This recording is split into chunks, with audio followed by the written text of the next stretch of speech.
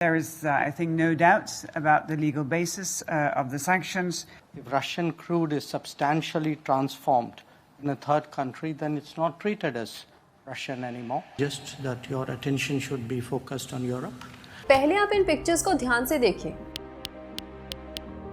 पहले भारत का Mars mission, फिर भारत की population and then Chandrayaan 3 mission को लेकर वेस्टर्न मीडिया ने ना भारत को काफी कुछ सुनाया। अभी कुछ ही समय पहले की बात है कि यूरोप और फिनलैंड की एक ऑर्गेनाइजेशन है CREA, जिसने ना भारत को रशिया से ऑयल इंपोर्ट करने के लिए काफी ज्यादा क्रिटिसाइज किया। पर क्यों?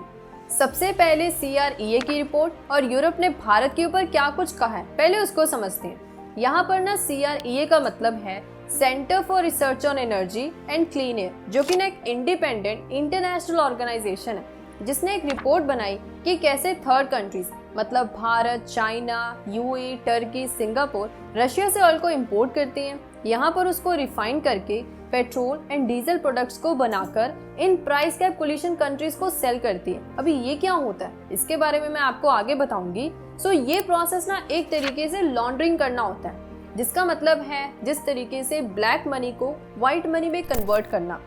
अब ये प्राइस कैप क्या होता है? प्राइस कैप का मतलब ये है कि रशिया जिस प्राइस पर ऑयल को सेल कर रहा है उसके ऊपर एक लिमिट सेट कर देना, जो कि है $60 पर बैरल। ये लिमिट ना इन 7 कंट्रीज ने सेट की है, इसीलिए इसे हम G7 और प्राइस कैप कोलिशन कंट्रीज कहते हैं। अगर रशिया इस प्राइस कैप लिमिट को फॉलो नहीं करता तो रशिया के ऑयल को इंपोर्ट करके ले जाने वाले जो शिप्स है ना, उनको इंश्योरेंस, ब्रोकर, ट्रेडर और वेसल की सर्विसेज ना 90% ये प्राइस कैप कोलिशन प्रोवाइड करते हैं, वो देना बंद कर देंगी। नाउ CREA रिपोर्ट की क्या की फाइंडिंग्स हैं?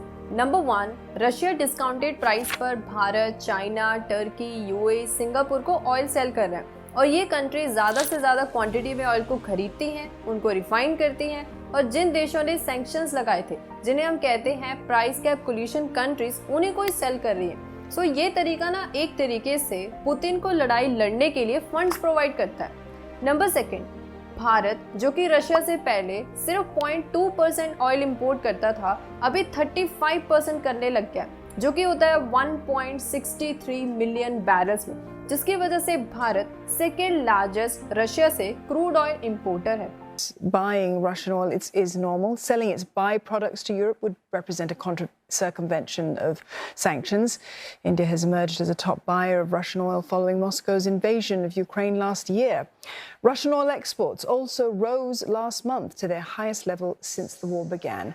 नंबर 3, भारत जितना ज़्यादा ऑयल इंपोर्ट कर रहा है उतना ज़्यादा एक्सपोर्ट भी कर रहा है।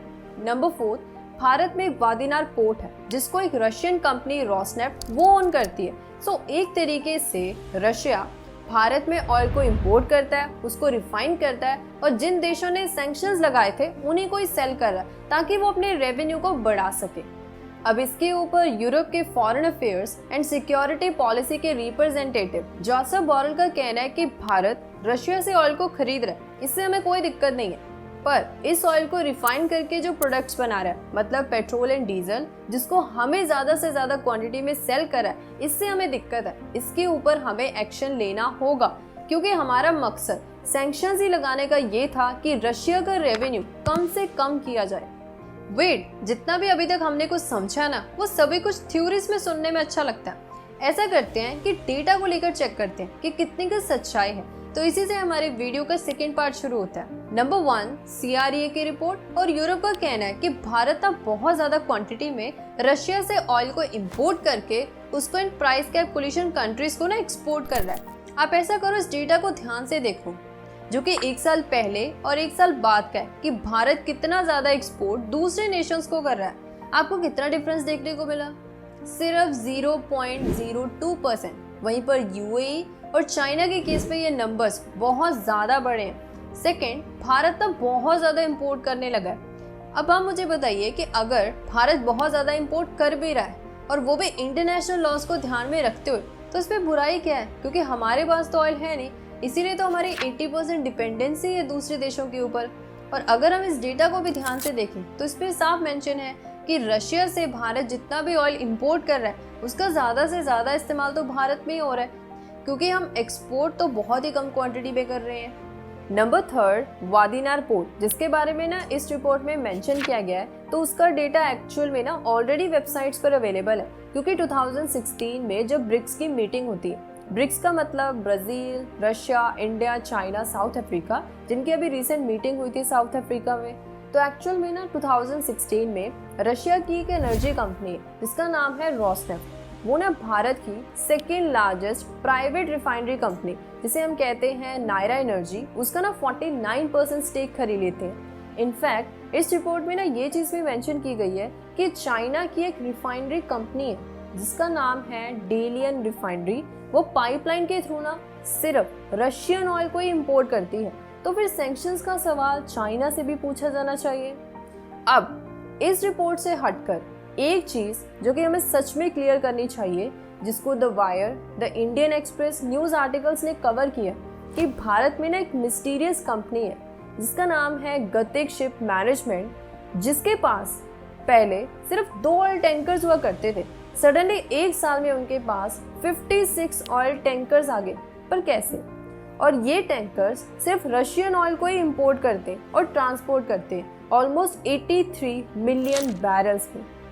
लास्टली भारत का क्या रिस्पॉन्स है इस पर? तो इसका जवाब ना हम अपने एक्सटर्नल अफेयर मिनिस्टर जयशंकर जी से सुनते हैं। Is that if Russian crude is substantially transformed in a third country, then it's not treated as Russian anymore. I would urge you to look at Council Regulation 833/2014. अगर आपने इस clip को ध्यान से देखा है तो आपने ध्यान दिया होगा कि उन्होंने एक लाइन बोली है काउंसिल रेगुलेशन 833 ऑफ 2014, जिसमें साफ साफ लिखा हुआ है कि अगर कोई भी देश रशिया से ऑयल या फिर किसी और गुड को इंपोर्ट करता है जो कि डायरेक्टली और इनडायरेक्टली रशिया के रेवेन्यू को बढ़ाती है, तो वो देश सैंक्शंस के विरुद्ध है। अगर हम भारत का डेटा देखें, जो कि मैंने अभी आपको दिखाया, तो उसमें साफ साफ क्लियर है कि भारत जितना ऑयल रशिया से इंपोर्ट करता है उसका इस्तेमाल भारत की ही नीड्स को फुलफिल करने के लिए किया जाता है, क्योंकि हम एक्सपोर्ट तो बहुत ही कम क्वांटिटी में करते हैं। तो इसलिए सवाल भारत से नहीं बल्कि चाइना से पूछा जाना चाहिए। एंड सेकेंड पॉइंट जिसके ऊपर बहुत कम लोगों ने ध्यान दिया है, CREA की रिपोर्ट में ना ये चीज साफ साफ मेंशन है कि बेशक US एंड UK ने रशिया से ऑयल इंपोर्ट करना बंद कर दिया, बट आज भी US रशिया से हाई क्वांटिटी में केमिकल प्रोडक्ट्स को इंपोर्ट करता रहा है। तो क्या सवाल US से नहीं पूछे जाने थे? मुझे कमेंट्स में ज़रूर बताना। तो आज इस वीडियो में इतना ही। सोर्सेज का लिंक आप सब लोगों को डिस्क्रिप्शन बॉक्स में मिल जाएगा। Till then, thank you, bye bye.